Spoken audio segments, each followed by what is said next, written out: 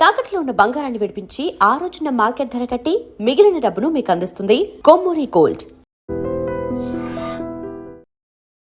నమస్కారం, welcome to I dream. ధర్మ మార్గం విత్ విజిత కార్యక్రమానికి స్వాగతం.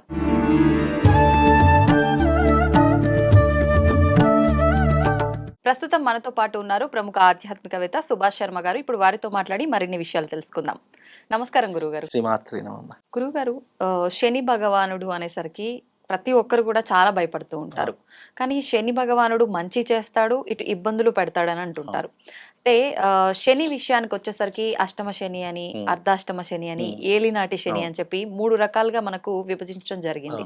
అయితే ఈ ఒక్కొక్క దశలో ఉన్నప్పుడు ఒక్కొక్క రకమైన ఇబ్బందులు, ఒకదానికి మించి ఒకటి, కొంత కాల పరిమితి కూడా ఉంటుంది, రకరకాల ఇబ్బందులు పెడతాడని అంటుంటారు.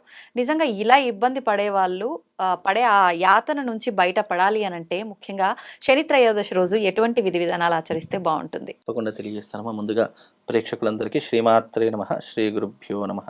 నమో దేవ్యై మహాదేవ్యై శివాయై సతతం నమః. నమ ప్రకృత్యై భద్రాయై నిహతాం ప్రణతాస్మిత. ఇక్కడ మీరు అన్నట్టుగా శని అనగానే చాలామంది భయపడిపోతారు. శాస్త్రమునందు, జ్యోతిష్యమునందు శని 7వ స్థానాధిపతి. అంటే నవగ్రహాల్లో 7వ స్థానం శని భగవానుడిది. మనకు 7 స్థానాలలో ఉన్నటువంటి శని భగవానుడు మనకు జీవిత కాలంలో ఏలినాటి శని, అర్ధాష్టమ శని, అష్టమ శని, ఈ మూడిటిని కర్మ ఫలితంగా మనం అనుభవించిన తర్వాతనే మన జీవితం అనేటటువంటిది పరిసమాప్తి అవుతుంది. కొంతమంది పుట్టుకతోనే శని మహర్దశతో పుట్టిన పురుడులోనే చనిపోతూ ఉంటారు. కేవలం శని ఏదైనా కర్మకాలి మన జీవితంలో శని నుంచి మనం బయటపడాలి అని అనుకుంటే గనక అది చాలా కష్టతరమైనటువంటి పని. ఎందుకంటే శని కర్మ, మనకు 2 సిద్ధాంతాలు ఉన్నాయండి. అది నమ్మినా నమ్మకపోయినా, అంటే మనకు అనేక సిద్ధాంతాలు ఉన్నాయి. కానీ మనిషి జీవితంలో నమ్మినా నమ్మకపోయినా జీవితంలో జరిగేది, అంటే నమ్మినా నమ్మకపోయినా మనకు పుట్టుక ఉంది, చావు ఉంది. ఇది ఎవరు నమ్మినా నమ్మకపోయినా అందరూ నమ్ముతారు, వాస్తవం. అలాగే మనకు కర్మ సిద్ధాంతం ఉంది, తర్వాత పునర్జన్మ సిద్ధాంతం అని 2 సిద్ధాంతాలు. ఇవి ఎప్పుడూ కూడా రీసైక్లింగ్ జరుగుతూనే ఉంటాయి. మీరు ఏ వేదం చదివినా, ఏ శాస్త్రం చదివినా, ఫైనల్ ఆఫ్ ది రిజల్ట్ కర్మ సిద్ధాంతము, పునర్జన్మ సిద్ధాంతము. ఈ 2 సిద్ధాంతాల మీదనే మన జీవితం అంతా ఆధారపడి ఉంది. కర్మ సిద్ధాంతం ఏం చేస్తుంది అని అంటే గనక, నువ్వు చేసిన కర్మ ఈ జన్మలో తప్పించుకున్నా మళ్ళీ వచ్చే జన్మలో అది అనుభవించడానికి మళ్ళీ నువ్వు పునర్జన్మ అనుభవించక తప్పదు. అంటే కర్మ సిద్ధాంతం, పునర్జన్మ సిద్ధాంతం 2 కూడా ఒకదానికొకటి అవినాభావ సంబంధం ఉంటేనే మనం జన్మలు అనేటటువంటి ఎత్తుతూ ఉంటాం. పుడతాము, చనిపోతాం, పుడతాం, చనిపోతాం. ఇదే మన రీసైక్లింగ్. ఎందుకు ఈ 2కి తేడా చెప్పాను అంటే గనక, శని భగవానుడు జాతకంలో కర్మాధిపతి. మనం చేసినటువంటి పాప పుణ్యములకు శిక్షను అనుభవించేలా చేసేటటువంటి వాడు శని భగవానుడు. ఒక జడ్జి టైప్ అన్నమాట. ఒక కోర్టులో ఒక వ్యక్తి తప్పు చేసిన తర్వాత శిక్షను ఎలాగైతే అమలు పరుస్తాడో అదే తత్వము శని భగవాను. అందుకని శిక్ష వేస్తాడు కదా, మనం పీడించుకుని తింటాడు కదా, శని భగవానుడు చెడ్డవాడు కదా అనడానికి ఆస్కారం లేదు. ఎందుకంటే శని భగవానుడు కూడా భగవంతుడితో సమానం. భగవంతుడితో ఏమాత్రం తీసిపోడు. నవగ్రహాలు కూడా అంతే. ఏ గ్రహం యొక్క ఆధిపత్యం దాని కర్తవ్యాన్ని నెరవేరుస్తుంది. ఒక పోలీసు వాడి యొక్క కర్తవ్యం ఏంటి? చట్టాన్ని రక్షించడము, ఎక్కడ గొడవలు జరగకుండా చూసుకోవడం పోలీసు యొక్క కర్తవ్యం. అలాగని చెప్పేసి పోలీసుని మనం తిడితే ఊరుకోరు కదా పోలీసులు. అలాగే ఇక్కడ కూడా శని భగవానుడు పరమేశ్వరుడు ఏం చేశాడు? నీకు ఈ బాధ్యతను అప్పచెప్తున్నాను, నీకు ఈ బాధ్యతను ఇస్తున్నాను, దీనిని సక్రమంగా. ఇప్పుడు యమధర్మరాజు యొక్క కర్తవ్యం ఏమిటి? ప్రాణాలు తీసుకుపోవడము. అంటే ప్రాణాలు తీసినంత మాత్రాన యమధర్మరాజు ఏం చెడ్డవాడు కాదు కదా, నీ ఆయుష్ ముగిసింది కాబట్టి నీ ప్రాణాలు తీసుకెళ్ళాడు. అలాగే శని భగవానుడు కూడా మనల్ని కష్టపెడుతున్నాడు, ఇబ్బందులు పెడుతున్నాడు అని అంటే మనం చేసుకున్న కర్మ కూడా అలాగే ఉంటుంది కదా. మనం చేసుకున్న పాప కర్మలు ఎవరు ఇప్పుడు ఈ 4 గోడల మధ్య నేను తప్పులు చేస్తున్నాను, ఎవరు చూడట్లేదు కదా అని చెప్పేసి నేను ఇలాగే తప్పులు చేసుకుంటూ పోతే నా పాపకర్మ పెరుగుతూ పోతుంది. దీనికి ప్రాయశ్చిత్తము ఇప్పుడు కాకపోయినా నేను బయట అడుగు పెట్టిన తర్వాతనైనా అనుభవిస్తాను. అలాగే ఆ శని భగవానుడి యొక్క కర్తవ్యం ఏంటంటే, తప్పులు చేసినటువంటి వాడికి శిక్ష వేయడం ఆయన యొక్క కర్తవ్యం. ధర్మ పరిపాలకుడు, ధర్మరక్షకుడు శని భగవానుడు జాతకంలో అని చెప్తాం. మళ్ళీ జాతకంలో కూడా శని ఎంటర్ అయ్యాడు అని అంటే మనము చాలా ఫిలాసఫీ నేర్చుకుంటాము. ఇది చాలా మందికి తెలియదు. ఒక ఫిలాసఫీ నేర్చుకుంటాము, ఒక మోటివేషన్ నేర్చుకుంటాము, ఎవరితో ఎలా ఉండాలి, ఎవరితో ఎలా ప్రవర్తించాలి అనేటటువంటి ఒక గైడెన్స్ కూడా మనకు శని దశలోనే మాత్రమే తెలుస్తుంది. ఇక ఏ దశలో కూడా మనకు అర్థం కాదు. ఎందుకంటే ఒక్కొక్క గ్రహము ఒక్కొక్క రకమైనటువంటి విధానాన్ని చూపిస్తుంది తప్ప మనకు పూర్తి అజ్ఞానాన్ని తొలగించి జ్ఞానాన్ని పెంచేటటువంటి విధం ఏదైనా ఉంది అంటే అది శని భగవానుడి యొక్క పీరియడ్లోనే అర్థమవుతుంది. ఎందుకంటే అదే టైంలో మనకు కష్టాలు వస్తాయి, అదే రకంలో బాధలు వస్తాయి, అదే టైంలో దుఃఖములు వస్తాయి, అదే టైంలో డబ్బులు పోగొట్టుకుంటాం, ఆ టైంలోనే భార్య నుంచి దూరం అయిపోతాం, ఆ టైంలోనే మిత్రులు కాస్త శత్రువులు అయిపోతారు. ఇలా ఒకటి కాదు, రెండు కాదు, అనేక రకాల కష్టాలు వస్తాయి. ఆ కష్టంలో మనతో ఉన్నవారెవరు, మనతో లేని వారెవరు, మనకు ఆ కష్ట సమయంలో మనను హెల్ప్ చేసిన వారు, సహాయపడ్డవారెవరు, మనల్ని ఆదుకున్న వారెవరు, ఇవన్నీ కూడా మనకు నెమరేస్తూ ఉంటాయి. అరే నేను నా దగ్గర డబ్బు ఉన్నప్పుడు అందరూ వచ్చారు, ఇప్పుడు ఎవరు రావట్లేదా, మనం రియలైజ్ అవుతూ ఉంటాం. మనము ఎప్పుడూ కూడా మన శరీరాన్ని, మన యొక్క జ్ఞానాన్ని రియలైజ్ చేసేటటువంటి వాడు శని భగవానుడు. నిజంగా శని చేసేటటువంటి మేలు ఎవరు కూడా చేయలేరు. ఇప్పుడు ఎగ్జాంపుల్గా మనిషి బాగున్నప్పుడు అందరూ వస్తారు, మంచి ఒక హోదాలో ఉన్నప్పుడు, మంచి ఒక స్టార్డమ్లో ఉన్నప్పుడు అందరూ వస్తారు. అదే స్టార్డమ్ పోయింది, హోదా పోయింది, అవకాశాలు పోయి అన్నీ పోయాయి అంటే ఇట్లా చూసి కూడా చూడకుండా ఇట్లా పక్క నుంచి వెళ్ళిపోతూ ఉంటారు. అలాంటి తత్వం ఇక్కడ ఉంటుంది. ఇప్పుడు ఈ శని భగవానుడు ఒక్కసారి మన జాతకంలోంచి వెళ్ళిపోయేటప్పుడు ఎంతైతే ఇబ్బంది పెట్టాడో అంతకు మించిన మంచి చేసే వెళ్తాడని పెద్దవాళ్ళు అంటుంటారు. 100% వాస్తవం. ఎందుకు? నీకు నేను జ్ఞానాన్ని, మార్గాన్ని సూచించాను. ఎందుకు?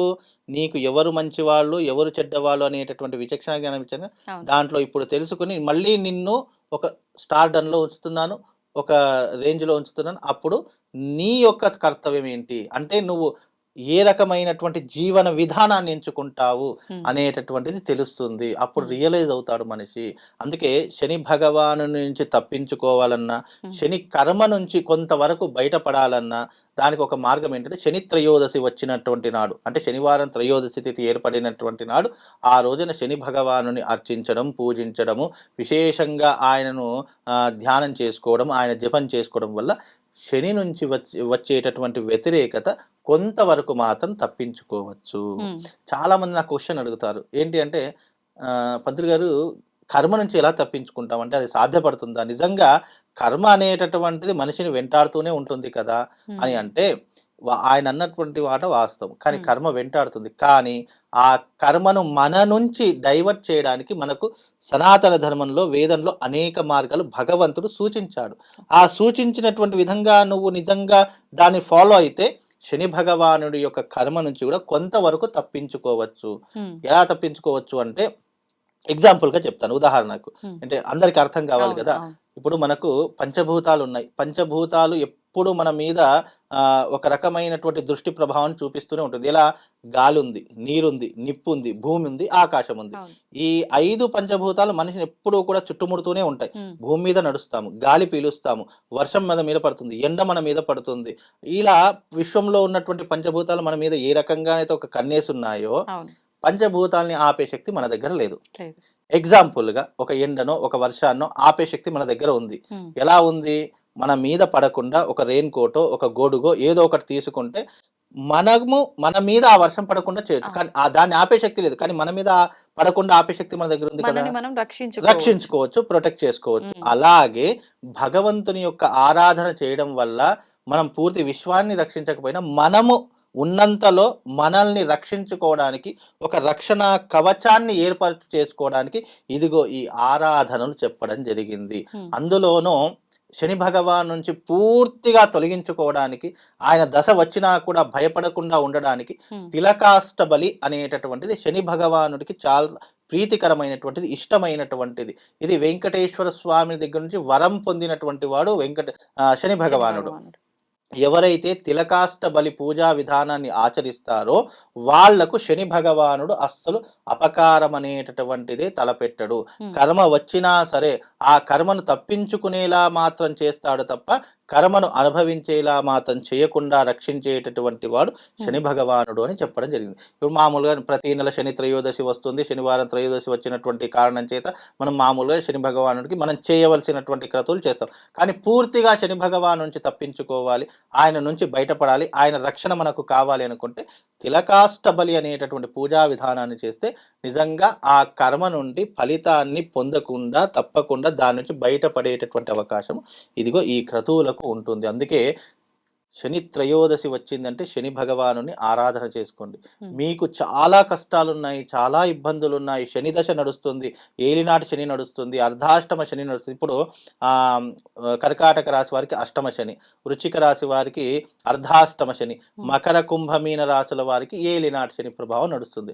ఆ రాశుల వారు ఎవరైతే ఉన్నారో వాళ్ళు తప్పకుండా తిలకాష్టబలి చేసుకోవాలని శాస్త్రం. అలా చేసుకుంటే శని భగవానుడు నుండి కొంతవరకు ప్రొటెక్షన్ పొందవచ్చు, ఆయన నుంచి మనం రక్షణ పొందవచ్చు అని చెప్పి శాస్త్రం తెలియజేసింది. ఇప్పుడు ఈ పూజ చేసుకోలేని వాళ్ళు ఎవరికి వాళ్ళు చేసుకునే విధానం ఏదైనా ఉందా గురుగారు? ఎవరికి వాళ్ళు చేసుకోవాలి అని అనుకుంటే గనక శని త్రయోదశి వచ్చినటువంటి నాడు తప్పకుండా శనీశ్వరుని యొక్క ఆలయానికి వెళ్ళి లేదా ఆంజనేయ స్వామి ఆలయానికి వెళ్ళి అక్కడ శనీశ్వరుడికి తైలాభిషేకము, నల్ల నువ్వులు ఉంటాయి, నల్ల నువ్వులతో అభిషేకము చేసి ధూప దీప నైవేద్యాలతో వస్త్రముతో స్వామి వారిని అర్చిస్తే కొంతవరకు మేలు జరిగేటటువంటి అవకాశం ఏర్పడుతుంది. ఓకే, చాలా చక్కగా వివరించారు గురుగారు. ధన్యవాదాలు. శ్రీమాత్రే.